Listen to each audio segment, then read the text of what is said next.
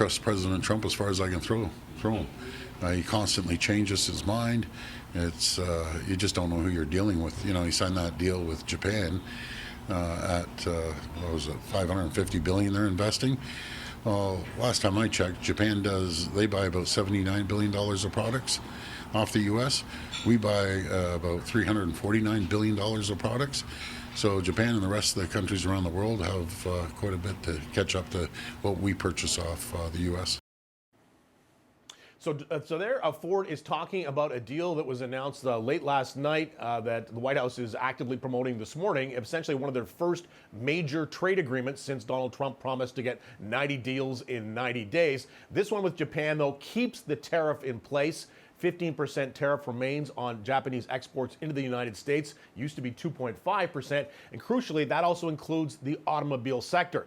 And Japan is also required to create, as you heard Ford mention, this investment fund of $550 billion to be invested in the United States. This is all part of Donald Trump's demands. Why do we care about this? Well, this really does set the tone for all the other trade negotiations. And it also sort of confirms the view of Mark Carney that it is unlikely Canada is going to get through this process without some kind of tariffs still left in place. So if the tariff on Japan is 15%, what ultimately will be the tariff on Canadian goods? We know Trump wants to raise it to 35% starting August 1st on goods that are not covered by the current USMCA CUSMA agreement.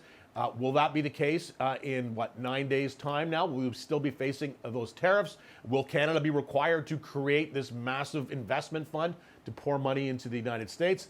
Carney has said he's not going to sign a deal if it's not a good deal for Canada. Looking at the deal that Japan signed, no one really seems to think that's a good deal for Japan. The domestic government is in political disarray right now. That may have contributed to that decision, but that deal does not bode well for Canada signing a trade agreement in the next 9 days that is beneficial to this country, as Mark Carney said he would require.